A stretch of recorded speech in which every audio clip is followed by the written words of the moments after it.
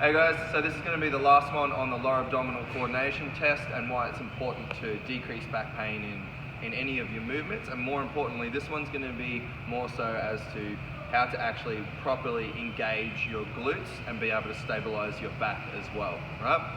So your ability to be able to do the lower abdominal coordination test and be able to pass it, once you can actually do that, then we can actually start coordinating you tilting your pelvis anteriorly or posteriorly.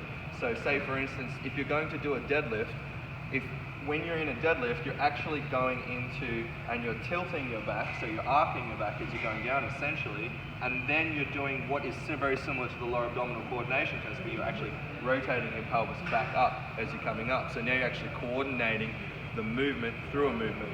So say for instance in the deadlift, what I'm essentially doing is I'm going down back, and then I'm doing the lower abdominal coordination, and my hips extending while I'm rotating my pelvis as well.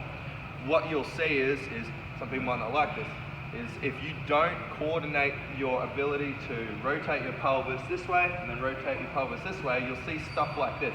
So if I don't anteriorly rotate my pelvis when I'm going down the deadlift, I'll look like this. So I actually have to be able to do that.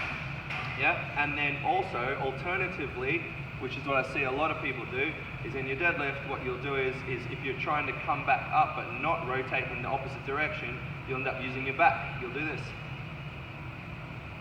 Yeah?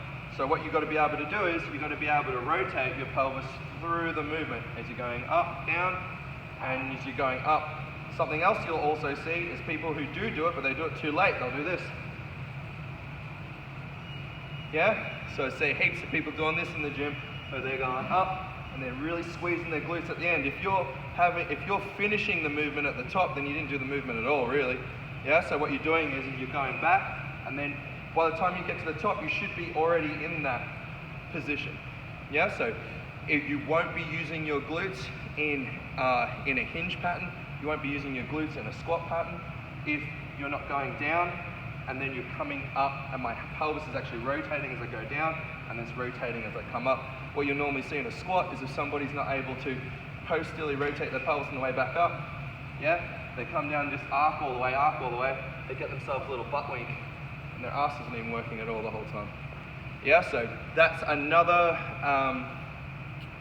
tip with the lower abdominal coordination test, and that's why it's important to do it. So I'll be doing what I said in the last two posts, where you're doing the coordination test, then you're focusing on being able to do your waders bow, yeah, and then once you're able to do your waders bow, then you might start doing things like your Romanian deadlifts, where you're coordinating the movement and you're finishing the movement at the top each time and you're bracing. Peace.